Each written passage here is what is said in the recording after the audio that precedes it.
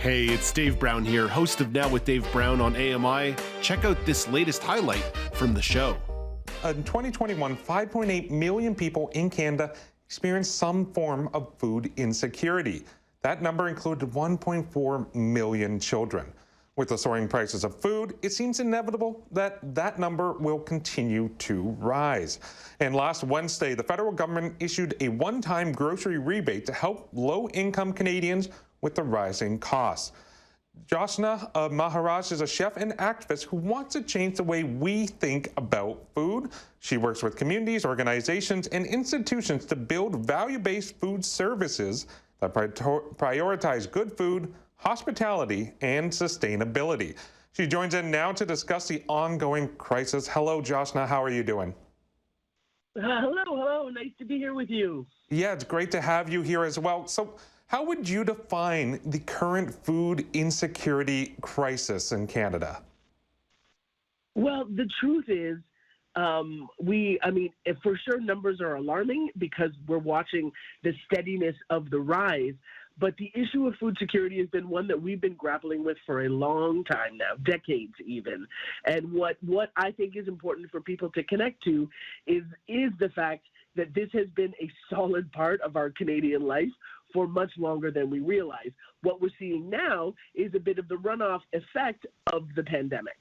Right? Because the minute those of us who work in community food security, the minute lockdowns were called and the minute people were pulled away from their jobs, we knew exactly what was going to happen. And that it's sort of over an arc of years that this is the way, that this is sort of the way this is going to be. And so there has been a certain predictability, I suppose, to this current bit of food insecurity. What I am more concerned about is that the people who have the power to support and help and, and address the issue are not taking it seriously. And as you mentioned, this is not a new issue, a new crisis. This is something that has been around for decades, as you mentioned. What are the main factors that contribute to food insecurity in Canada then?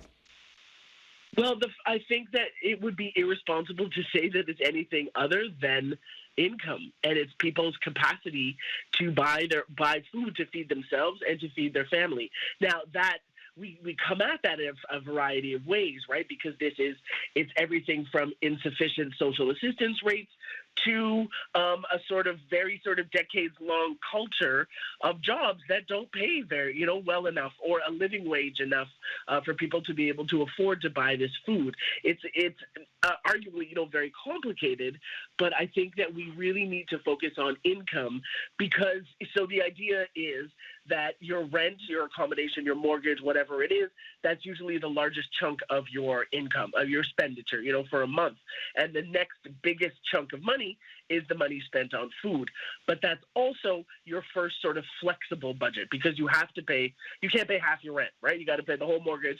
You got to do that.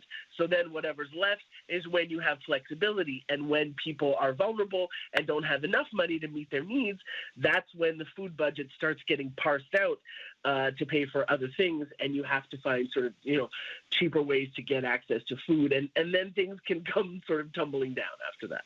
Yeah, and this is an issue that does not impact people the same way across the country or from different groups and populations. So how are certain populations and certain regions in Canada facing more of an impact with food insecurity? Oh, this is a wonderful question. And I think there's there's a few populations that we need to focus on. Our kids and our seniors are one. They've sort of been plunged into increased vulnerability. But of course, the other component to all of this is that we're sitting southern end of Canada. Most of us are sitting at about 13-14% food insecurity. I know that number's rising. It has been. I think some places we're close to 16. But the bigger piece here is that the minute we get up north, that number shoots up to 53%. And so we can't imagine in pre-pandemic times, those were the numbers. And so what is happening now? What is going on now? And how is this what are listen, I think the most important thing to know here is that it is outrageous that in a country like Canada that anybody goes to sleep without even one meal in a day, right? Ideally, we're all supposed to have 3.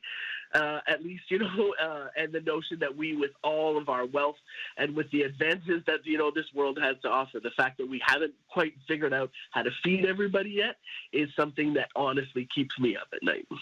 And so what have the government been doing so far? Like, what existing programs or initiatives are there trying to tackle food insecurity? So the most common bits that we see is emergency food programming. So this is food banks and dining programs. Because the thing with food is that there is this day-to-day urgency and this need. It's not to say that we can sort of save up resources and offer people something, once a month, right? Everybody needs to eat every day. And so these emergency programs need to exist, but there has been for a while now a little bit of a tension between those who believe that effort is a bit wasted and that we should take those resources and put them towards deeper advocacy around the systems that exist to plunge people into poverty, and vulnerability in the first place. And so I think that honestly, I would like to see a sort of multi-pronged effort, and for us to invest in more ways, to address food insecurity. But the other piece that I think that I'd like to see is more sort of permanent understanding. Like we don't actually have a proper national food policy in this country. We don't have a standard that is set. I mean, Canada's Food Guide does some of that, but as somebody who works very deeply on the ground on this, I would love to have something to point to where I could say, no, there is a baseline understanding for what Canadian food or how Canadians should be eating, and here's the piece of policy that enforces that and that potentially does things like supports agriculture in a really steady, reliable way, and makes more sort of government resources available to offer people access to good food. Yeah, and this is a discussion that we've had multiple times on this show, and one thing that I've kind of come to an understanding is a lot of advocates, many like yourself, you have touched on it when it comes to food banks, that they were never meant to be a long-term solution. These were kind of stopgap solutions, but they've kind of woven themselves into our policy and into our structures that they're just here to stay, and we just kind of keep supporting them, keep funneling funds into them. And that's kind of where I guess the progress tends to stop. It's like, well, we have food banks for those who need it. Yeah, but there could be a better solution out there if we take those resources and divert it into a more effective strategy to combat the root causes of food insecurity instead of just kind of dealing with the effects and the impacts directly. That's exactly it.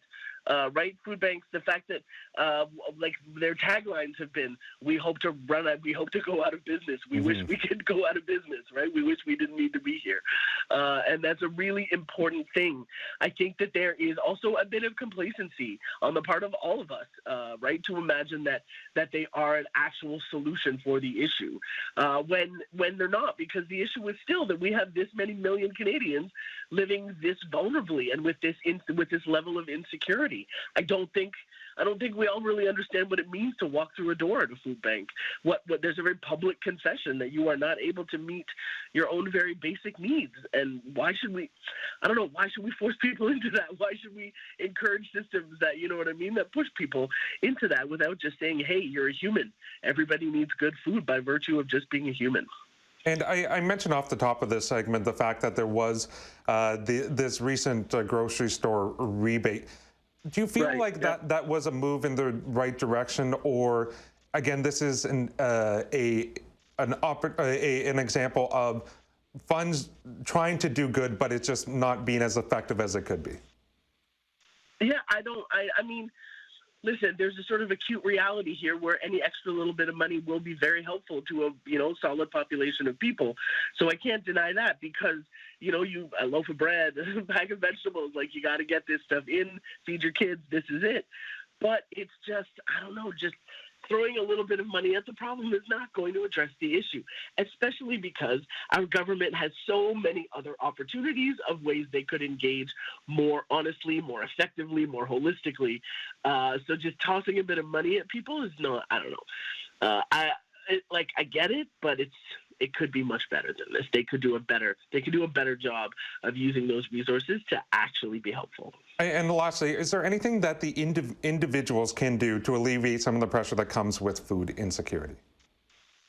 Yes, please. The most important thing is to warm up to spending more time in your own kitchen, right? Cooking food for yourself is easily the most effective, affordable, healthy way to eat, right? So spend more time in the kitchen. You will be amazed at how little you can spend to make yourself a decent, delicious, wholesome meal.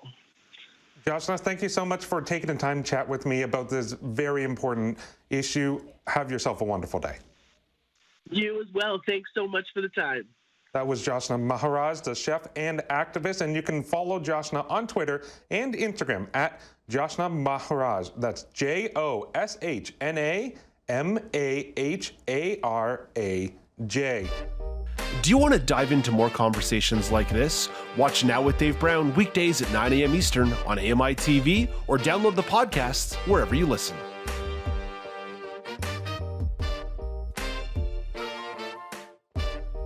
Do you want to dive into more conversations like this? Watch Now with Dave Brown weekdays at 9 a.m. Eastern on AMI-TV or download the podcasts wherever you listen.